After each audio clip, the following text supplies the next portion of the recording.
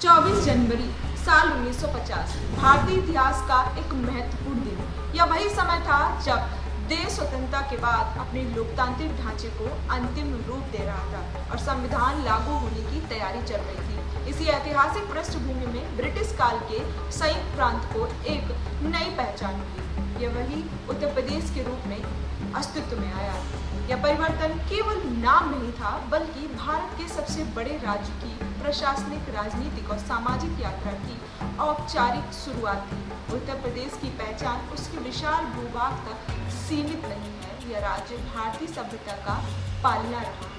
गंगा यमुना की पवित्र घाटियों में विकसित संस्कृति ने भारत की सामाजिक चेतना को दिशा दी। अयोध्या, काशी और मथुरा जैसे धार्मिक केंद्र न केवल आस्था के प्रतीक रहे हैं, बल्कि भारत की सांस्कृतिक निरंतरता के साक्ष्य भी हैं। वैदिक काल से लेकर भक्ति आंदोलन, स्वतंत्रता संग्राम और आधुनिक लोकतंत्र तक उत्तर प्रदेश हर युग में केंद्र रहा है। राजनीतिक दृष्टि से उत्तर प्रदेश को भारत की राजनीति की धुरी कहा जाता है। लोकसभा में सर्वाधिक सांसद भेजने वाला यह राज्य केंद्र के सरकारों के गठन में भी निर्णायक भूमिका निभाता रहा है। देश को सबसे अधिक प्रधानमंत्री देने का श्रेय भी इसी प्रदेश को जाता है।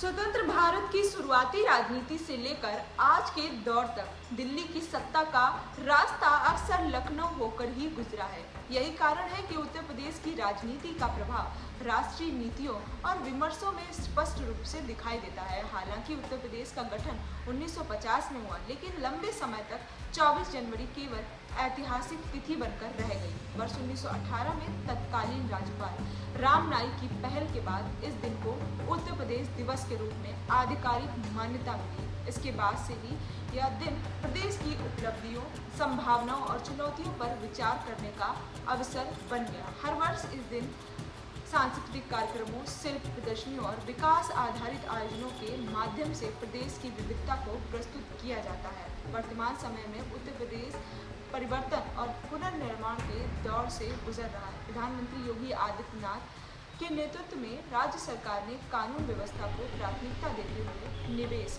औद्योगिक विकास के लिए अनुकूल माहौल बनाने पर जोर दिया है। एक्सप्रेसवे नेटवर्क का विस्तार, डिफेंस कॉरिडोर, औद्योगिक क्लस्टर और बुनियादी ढांचे की परियोजनाएं इस बदले हुए दृष्टिकोण का उदाहरण है।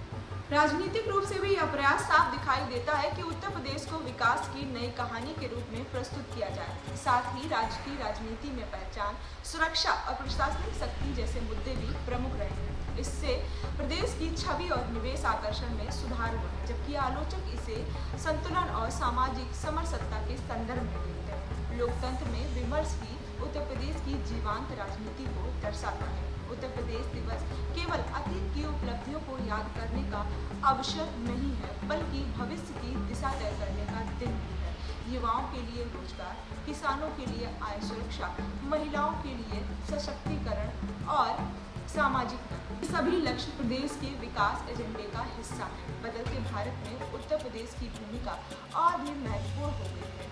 आज जब उत्तर प्रदेश अपनी यात्रा को पीछे मुड़कर देखता है, तो यह स्पष्ट होता है कि यह राज्य केवल जनसंख्या या क्षेत्रफल में ही बड़ा नहीं है, बल्कि संभावनाओं में भी विशाल है। परंपरा की गहराई और प्रगति की ऊंचाई साथ लेकर उत्तर प्रदेश आगे बढ़ रहा है और भारत की दिशा को आकार दे रहा है। ऐसी खबरों को देखने के लिए मेरे साथ बने रहें। मैं कृतिका पांडे, जर्नलिस्ट कैफे लखनऊ।